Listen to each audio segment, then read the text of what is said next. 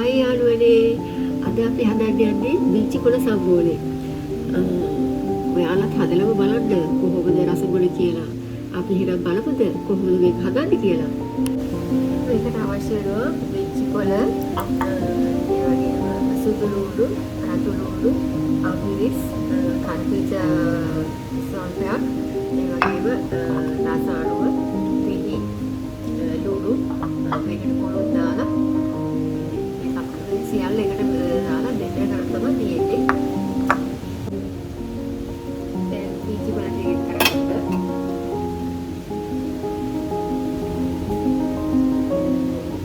ඊට පස්සේ කන්තිච ටික සුදු ලුණු ටික දාන්න. අමිරිස් රසයි අමිරිස් දාලා මේ රස උරන කරාම ගොඩක් රසයි.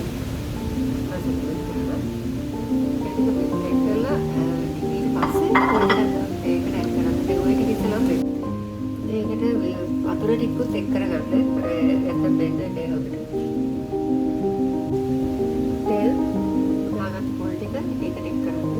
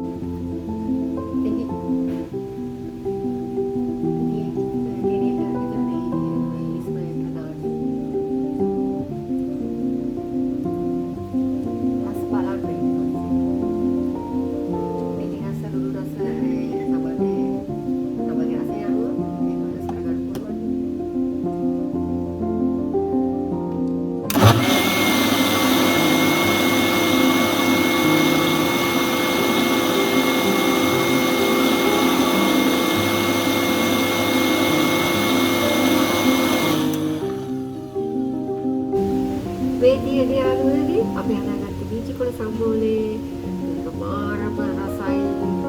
බීචි කොළදී ගොඩක් හොඳයි කියනවනේ මේ කොලෙස්ටරෝල් වලට, ඒකේ ප්‍රතිශක්තිය කරදී වර්ධනයේට, එතකොට සමාවර තියෙන රෝගීන්ට ගොඩක් හොඳයි. ඒකේ බර අඩු කරගන්න බොහෝ වෙලාවට මේකේ කොලෙස්ටරෝල් දහඩ වීම සිද්ධ වෙන නිසා ඒකේ තෙල් ඉවත් වුණාම ඒකේ බර අඩු වෙනවා. ඉතින් බොහෝම රස ගුණ පිරි දේශීය කෑම.